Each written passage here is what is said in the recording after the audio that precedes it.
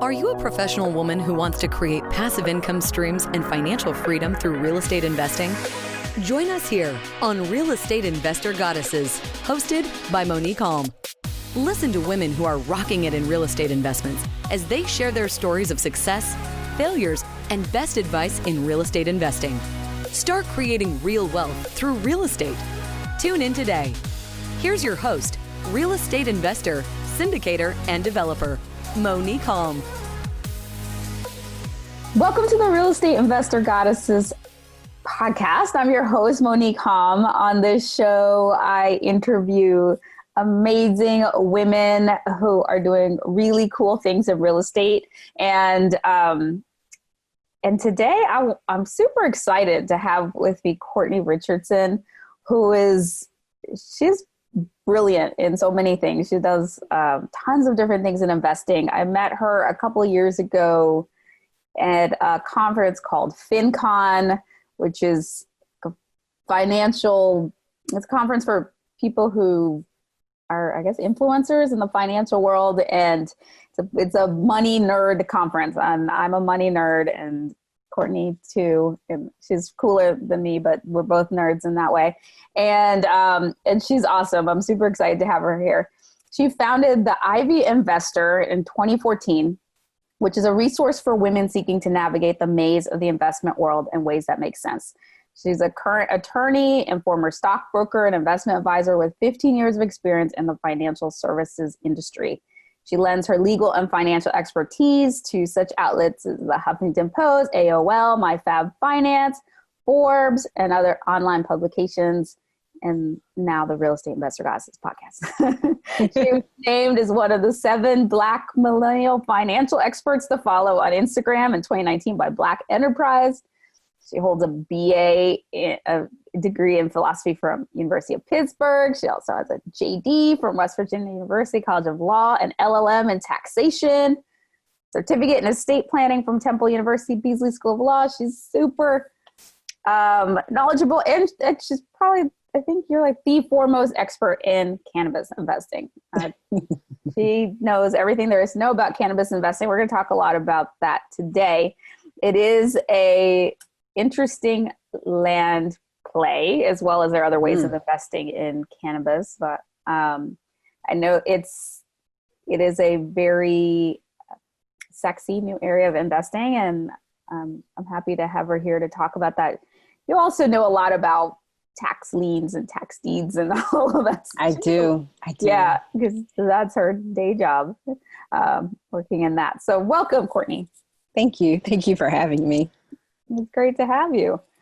And before we started going, she was telling me about her first big foray into investing, and she's doing a major rehab. You want to share really briefly about that? Yeah. So it is a 3-story house in Philadelphia, and it was built in 1933.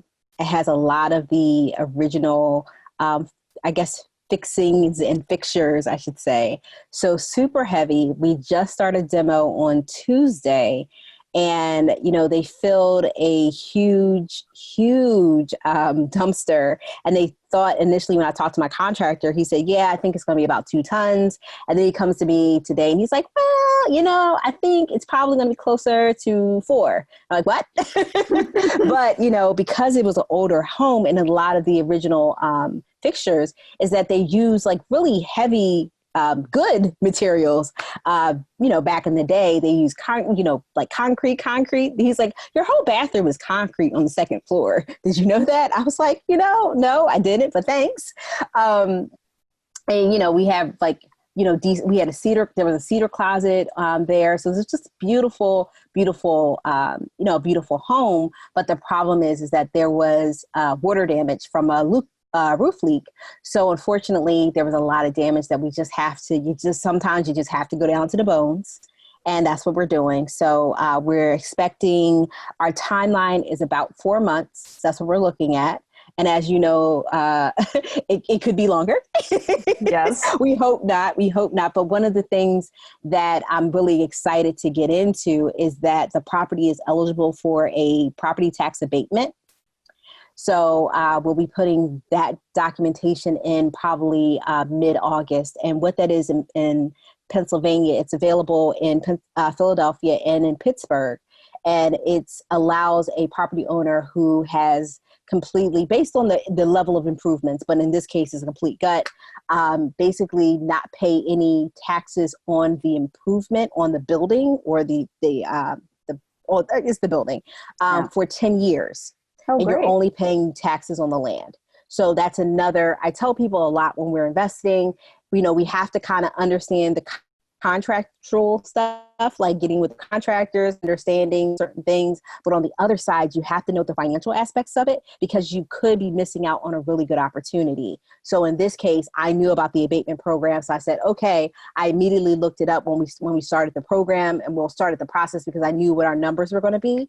And I said, okay, this is the documentation that I need. And it has to be done by December 31st of the year that you pull your permits. So it feels like we have a lot of time, but before you know it, we're going to be right at that deadline. And I don't want to miss on that great opportunity, because again, I think based on the value, we'd probably be saving approximately maybe anywhere from like $3,500 to $3,700 a year in property taxes.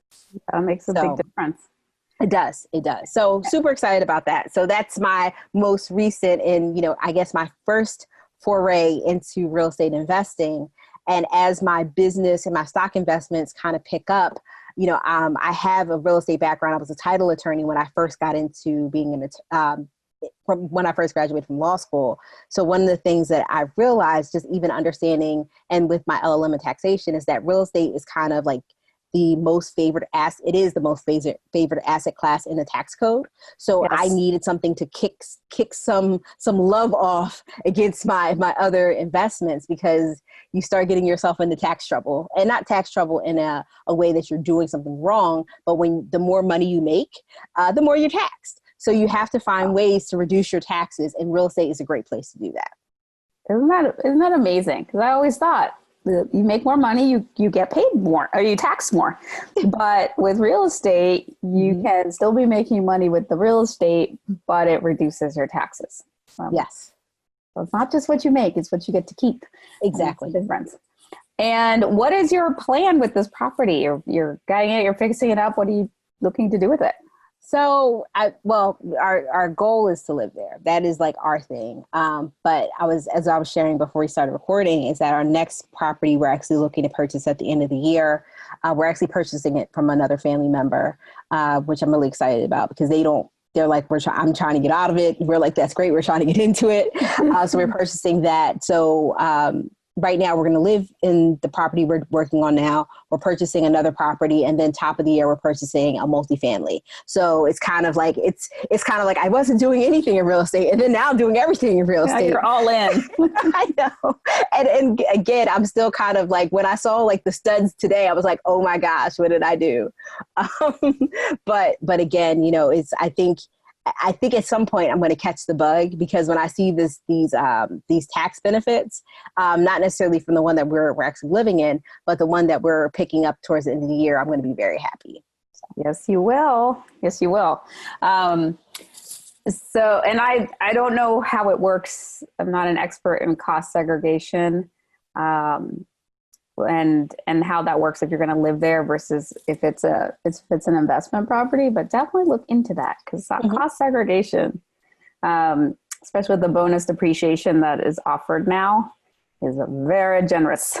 The bonus depreciation is very generous. Yes, it is. Yeah, you can take 100% depreciation on what you're putting in. So that is really, really good. I don't know if it works if you're going to live there, but yeah, I don't think so. But like I said, I'm really excited about the one that we're picking up. I think we're going to be able to do it. And it's actually it's right close to Temple University, which is like an up and coming area, like most university areas are. Now, how that is now, based on COVID, I don't know, but it still has a very good value, and people are still like kind of grabbing real estate like you wouldn't believe here. So I think we'll be fine with it. Great. So let me ask you a question about the title stuff, because you really know a lot about that, and you've been working in the tax auctions, right? Yeah. So share briefly how that works for people who are trying to invest that way, and maybe what are some of the biggest mistakes you see people make? Ooh, so each county is different. Each state is different. But what I have seen across the board is that people, it depends if you're in a deed state or if you're in a lien state. So for the most part, Pennsylvania is a deed state. Now, every so often they will do a tax lien sale, but it's like once in a blue moon. That being said, is that when you're purchasing in a tax deed state, you take possession of the property once the proper time period has elapsed. So in the case of, in each law, there's two laws that are predominant in Pennsylvania. It's called Retzel, which is the real estate tax lien something. I don't use Retzel that often because my counties don't really use it. And we have the MCTLA, which is the Municipal Claims and Tax Lien Act. So I share that with you is that under the MCTLA, which is what Philadelphia and Pittsburgh, the two largest cities in Pennsylvania, that's what they use. So when you purchase the property, you basically have 10% down, you pay your 90% in 30 days, and then 30 days after you pay that final payment, then that's when you get the tax deed. However, you have the right of redemption, and you also have there's right of redemption. You also have a set aside. So the right of redemption is saying, hey, the owner who lost the property can come back about 9 months after the deed has been acknowledged. So remember, that's like 60 days out. So we're almost looking at a year and say, hey, okay, hi, it's me. I'm going to pay what property. I owe. Right. I want my property back. I'm going to pay what I owe. Plus you, hi, purchaser, third-party purchaser, I have to pay you 10% in any necessary expenses of property. So if there was something wrong with the roof and the person had to come up to basically secure the property, that person has to pay them. So that's the redemption.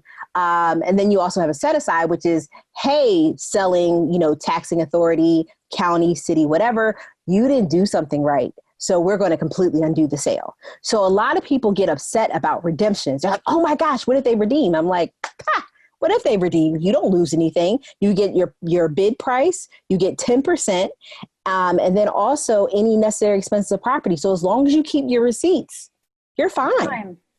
But a lot of people don't realize that. But then on the set aside, that's where there's the bigger problem. And the set aside is when, like I said, the selling authority, the taxing authority does something wrong, like they don't give notice. There's something procedurally wrong with the sale. And that's when they undo it. And that's when life gets very messy. So if anyone said I have redemption, I'm like, redemption, no problem. Redemption, whatever. But set aside, I'm like, oh, like I'm sweating, I'm patting my brow. Because again, you can still look for reimbursement because you have an idea of, unjust enrichment. So if I basically have a property that I had to, because I'm the owner, that I had to fix a roof, I had to fix some sort of issue to keep the property, safe, secure, whatever.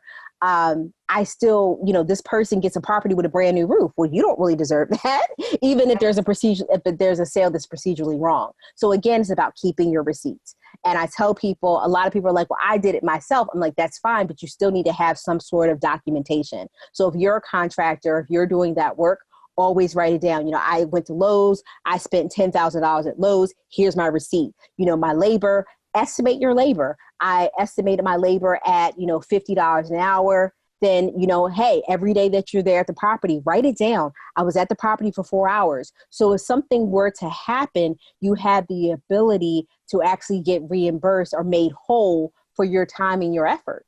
But if you don't have it, the court's like, well, all we can deal with is what is in front of us. And if there's nothing in front of them, what do you think? No evidence. Yeah, they can't. Exactly. Yeah. Okay. I think that's a big thing. So how often do set-asides happen? Set-asides happen, I would say maybe once a sale. And there's a sale about once a month. So once a sale, and we put up about 400 properties a sale. Okay. So about, not often. However, one of the things is often enough. Yeah, it's often enough, but a lot of times now I think the bigger question is how often are they successful?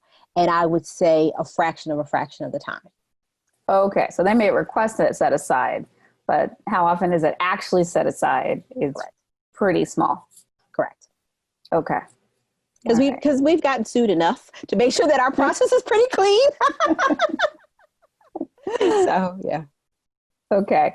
And people would want to, they'll invest in these tax deeds because they get the properties at a very significant discount, right? Correct. And I think one of the things that I am very careful about when I would look at a property that I would consider looking at a property that I'm purchasing at sheriff's sale is I'm going to look at the title. Always going to look at the title. I mean, there's a requirement under the law that the taxing authority has to run a title before they actually put the property up for sale. But one of the things that I think is really important in looking at that is just making sure that there's nothing irregular by your eye. And I mean, and people are like, well, how would I know, Courtney? I'm like, well, if John Doe owned the property today, and John Doe owns the property like today, and there was a deed conveyed like today, and the last deed from John Doe or whomever was like 30 years ago. And then you look at it, you're like, that looks like a pretty fresh signature. As opposed to somebody who's older, you're like, there's a lot of property fraud. When a property pops up on a sheriff's sale deed, not only investors are looking to get at the property. Does that make sense? Yes. So I just tell people to just definitely double check, because there may be a deed that's filed like that day or the day before. And that can cause a big, I know this word is played out, but it does cause an entanglement. It does cause an entanglement for you as a third party purchaser, just in case that happens. So those are the things that, I definitely tell people is that, one, know the rules. Two, take a look at the title just to make sure, just do a light title just to kind of see who owns it. We sell them under the MCTLA free and clear. So their real estate taxes are first lien position. So everything below it is gone. So it's not something to be really concerned about, like, oh, there's a mortgage from 1965. Well, it really doesn't matter because we basically wipe everything out below us. Mm-hmm. But it's still nice to know the chain of title about ownership, because you just want to make sure that's clean. So somebody doesn't come back and say, you got to set aside this sale because I own it or something like that. Correct. Okay. That's super helpful. And I could spend the whole time talking to you about this too, because you know so many things about so many things. But I want to talk about the cannabis as well. Mm-hmm. And first, how did you get to become the expert in this? My students actually are the reason why I even looked at cannabis. So I think it's like late 2017, maybe early 2018, somewhere around then, about somewhere around there. I had a lot of my students asking about it. It's like, hey, what do you know about cannabis? I'm like, you smoke it? Like, what else do you want me to tell you? And they're like, well, what do you think about it as investment? I'm like, no, absolutely not.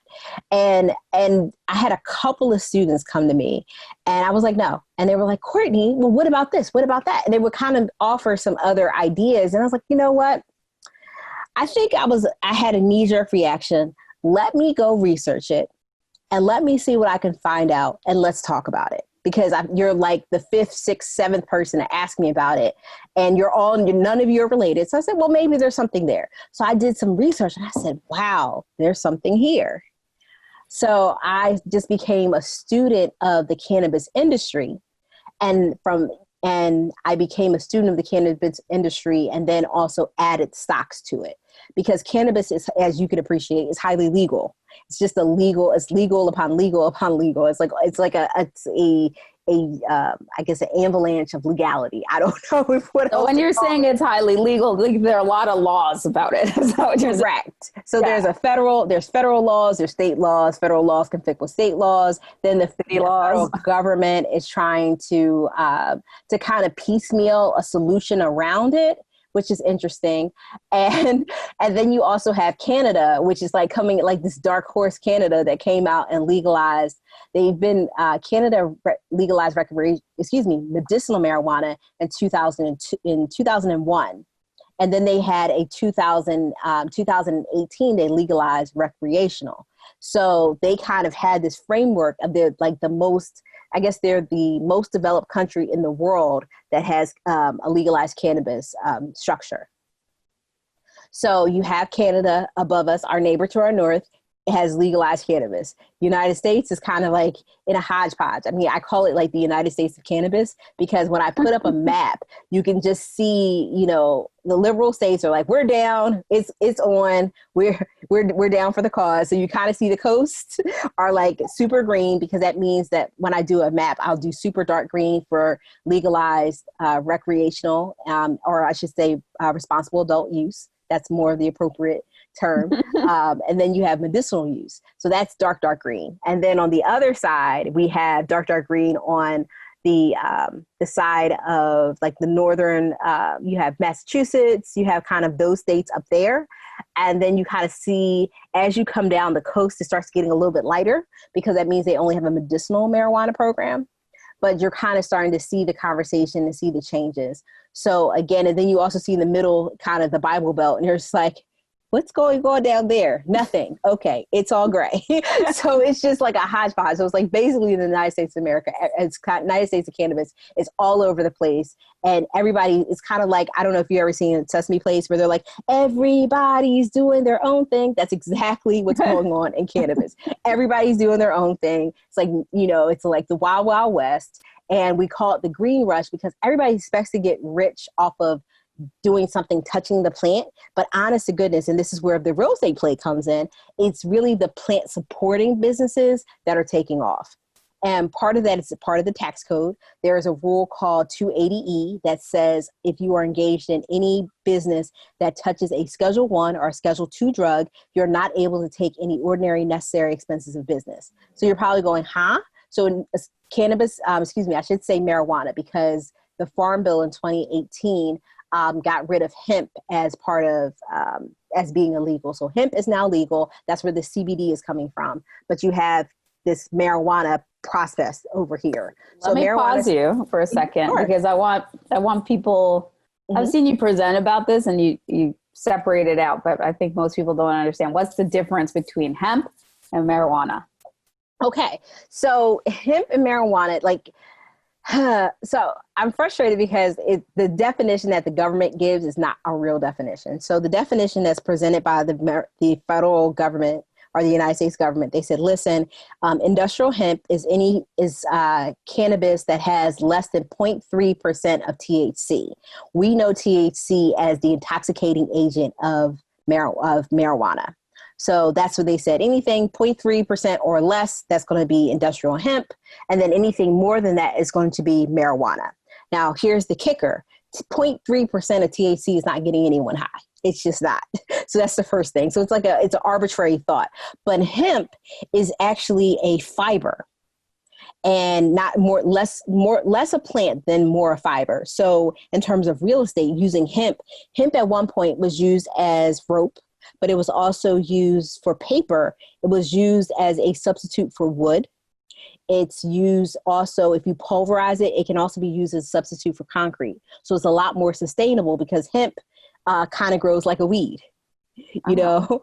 So it's more sustainable. I had a hemp t-shirt. Oh, do you? Running shirt. Yeah. Like a hemp fabric running shirt. Yeah. Yeah. So it's a super sustainable. Do you like running in it? Yeah, it feels pretty good. Yeah. It's like it's sort of silky and feels good. I probably should grab one, because I actually have my Pelotons. I do cycling in the house, but I should probably grab one. But there's, so I share that with you, is that it's a sustainable kind of textile fabric, whatever. That's what hemp is. So it's a really great play for real estate, because as time goes on and we try to get a lot more green, like I said, it's a more sustainable plant, and it actually produces some really great things for the real estate market. And as we try to build more, build better, I think that's where we're going to be looking to heavily in hemp.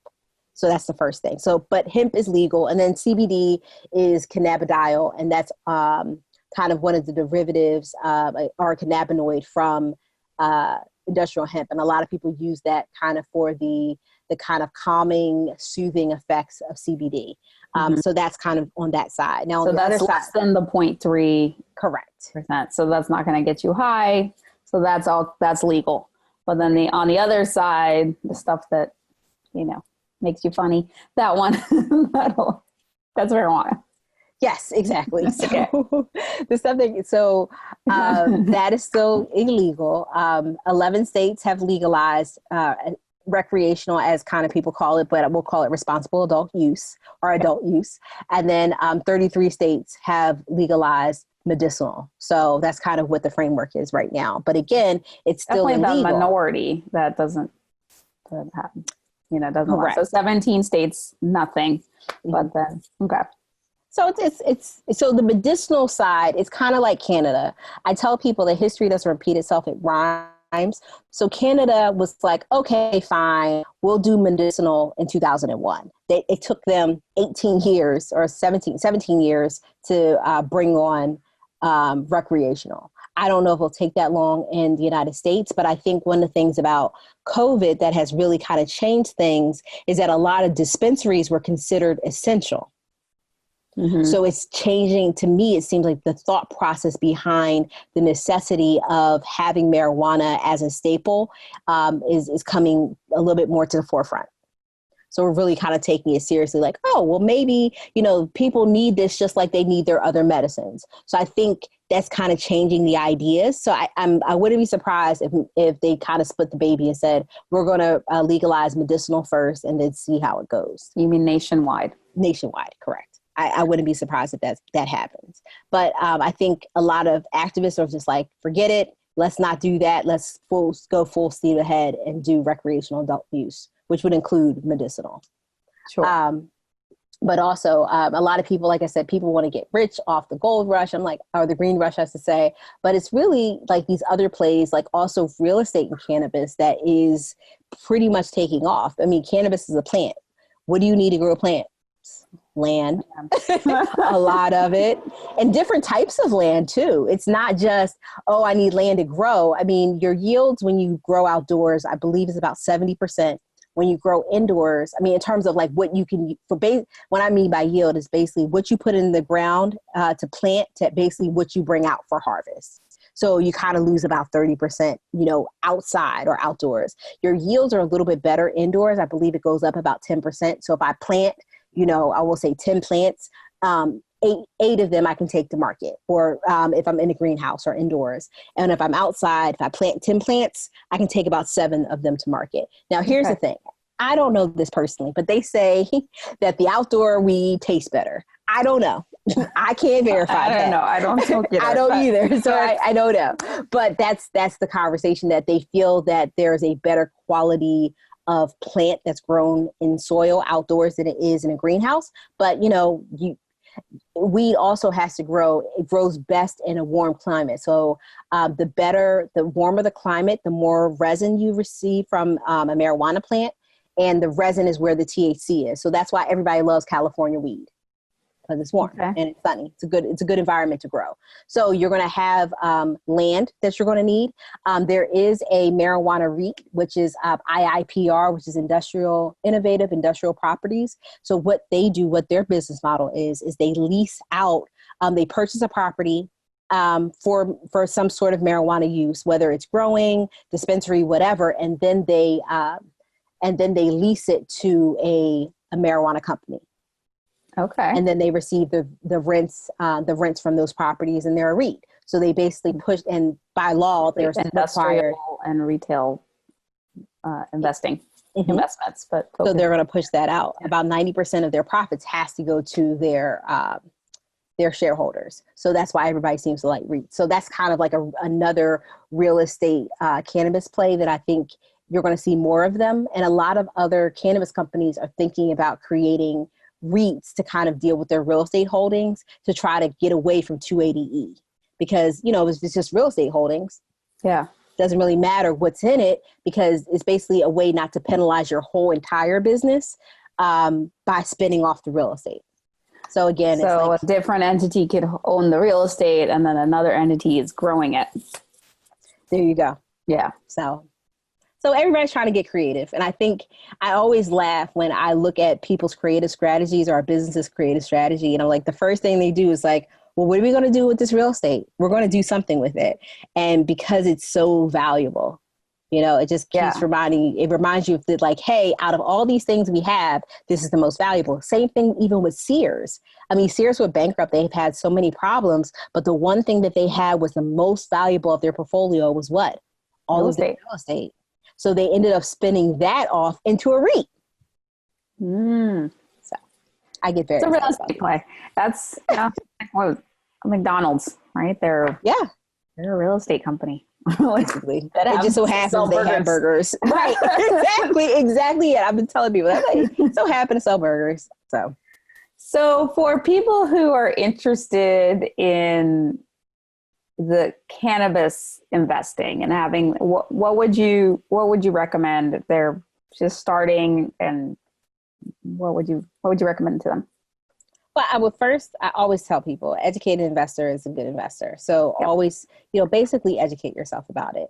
There's so much information out there, but sometimes it's hard if you don't know enough about the industry, just kind of going in to kind of separate the real from the fake. So, I mean, I have a class that I teach and Tell us a little bit about your class. So what we do in the class is we talk about kind of all the legalese and all the legal stuff that kind of pushes the agenda for the cannabis industry. And I tell people about the legal aspects. So one, they understand what they're getting into. But it definitely dictates exactly where the industry is going to be going and where the opportunities are. So we kind of talk about prohibition, which is alcohol, which was, they had prohibition in the early 1920s, and kind of how that looked and how that rolled out. And I said, you know what, there's some opportunities here where I think cannabis may mirror. So we talk about that. We also talk about the War on Drugs and the Controlled Substances Act of 1970 and how that affects, like we talk about 280E, which is the tax rule. But we also talk about the Safe Banking Act, because one of the things about these cannabis companies that are in the United States, they can't use banking. Banking is not an option for them, because one of the things about banking institutions is they have a requirement that they cannot aid and abet illegal businesses. Guess what? Yeah. Cannabis is on the federal side, illegal. So they have the Safe Banking Act. So we talk about some of the legislation that's kind of in the pipe, but we also say, hey, if this, it's kind of like the light switch. If the switch flips on, the game is going to change. So if we ever get marijuana off of Schedule 1, the game is going to change. So that's the first thing. The second thing is that if we can at least get them some really helpful banking resources, the game is going to change. It's not going to be as poignant as if once we get them off Schedule 1, but it's still going to change the game for these marijuana companies. And a lot of all the marijuana companies that are publicly traded that are United States marijuana companies that are publicly traded are actually traded in Canada. Now, they're not traded on the Toronto Stock Exchange, because we have the New York Stock Exchange in the United States, and we have the Toronto Stock Exchange in Canada. And they're kind of like, the equivalent of each other in their respective countries, excuse me. But one of the big things that makes a difference is that in both of these, their charters are like one of the requirements of being listed on the Toronto Stock Exchange, New York Stock Exchange, or the NASDAQ is you can't be engaged in any illegal business. But the Canadian Stock Exchange, the Canadian Securities Exchange says, you know what? Bring me your tired, your poor, your huddled masses. Come over here. We'll take you, U.S. companies. So they came. So a lot of the U.S. companies that are the big ones here are actually traded in Canada. So a lot of times, I'm not a huge fan of investing in foreign companies. But I think that's our best solution right now of looking at the companies in the United States and kind of looking at their plays. So we talk about all the companies that are available that are United States company doing business in the United States as cannabis companies, but how they're traded in Canada and what that looks like. Then we also talk about non-plant touching companies, because not every cannabis company that we know it to be actually touches the plant.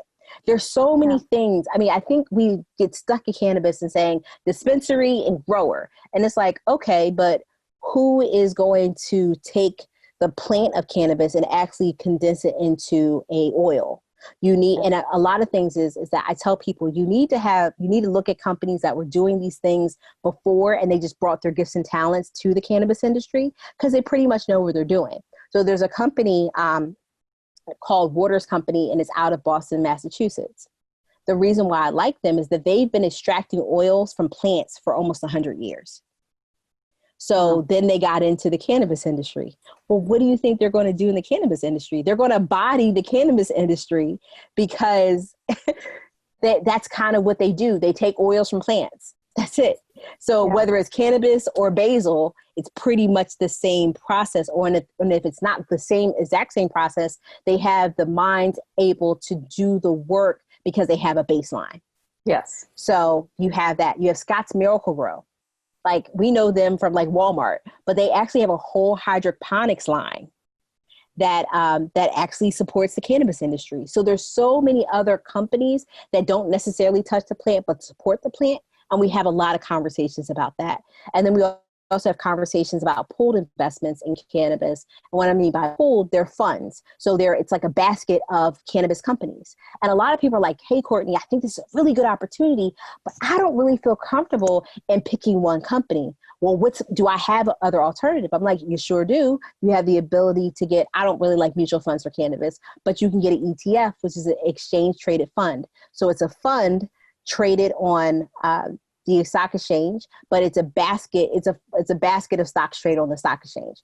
I really like it.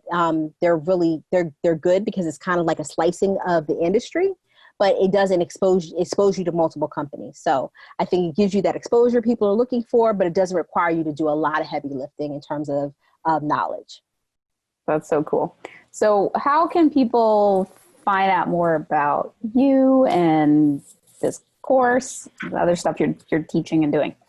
So you can always find me on my website, which is www.theivyinvestor.com. I'm heavy on Instagram. That's like my biggest social media platform. And so I'm the Ivy Investor on Instagram. So www.instagram.com/Ivy Investor. I'm also on Facebook, www.facebook.com/Ivy Investor. And then Twitter, I'm the Ivy Investor. And I'm also on YouTube. I'm kind of just starting the YouTube. I'm not really great at it, but I'm like just starting it. So we're getting there. Okay. The Ivy Investor on all the socials. All of them. and online. So you can find her there. All right. Well, it is time for our famed end of show Trinity, which is a brag, a gratitude, and a desire. So what is your brag? What's one thing that you are celebrating? I am celebrating this house, getting this house on the road. I have been working on this house in one way, shape, or form, in terms of we had a roof to put on, and that was 2 years ago. We've just been, I had to do some title issues, clean them up.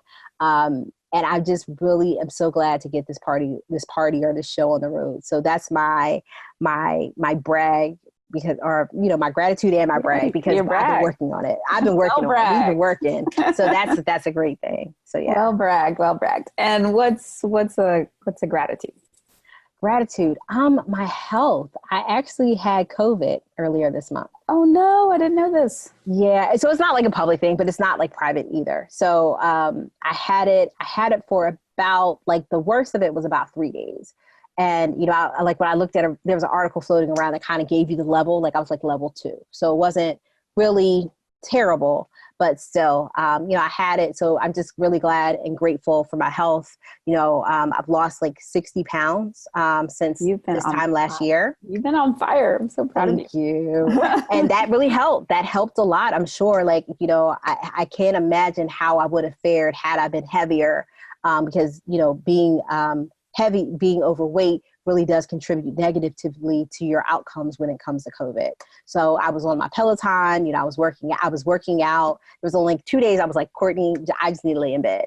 But I did work as much as I could because I was following kind of the general understanding of, if you can work those lungs.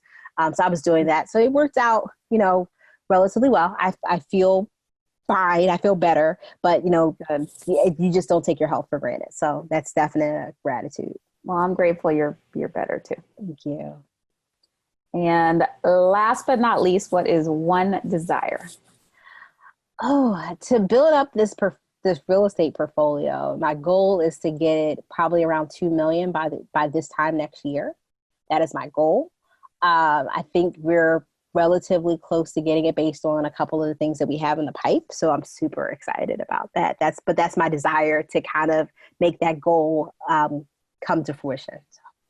Well, so shall your desire be, as you imagine, or so much better than you can imagine. Thank you. You're welcome. Thank you for coming on. This was so fun to talk to you. I feel like we need to have 3 more shows to talk about all, touch the surface of all of it that you know. This is really great.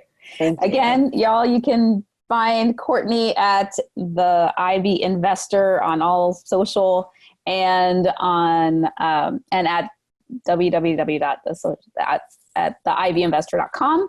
You can connect with me at REI Goddesses or real estate or reigoddesses.com.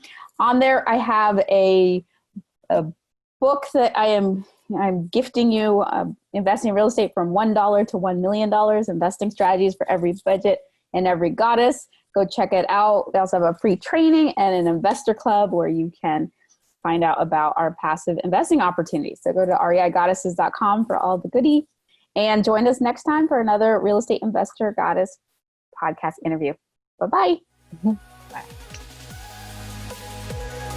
You have just listened to another episode of Real Estate Investor Goddesses, a show dedicated to sharing stories of women creating real wealth through real estate. If you found value on what you just heard, feel free to share with your friends. Visit us at reigoddesses.com to learn more about our programs and live events, as well as to access other resources. Until next time.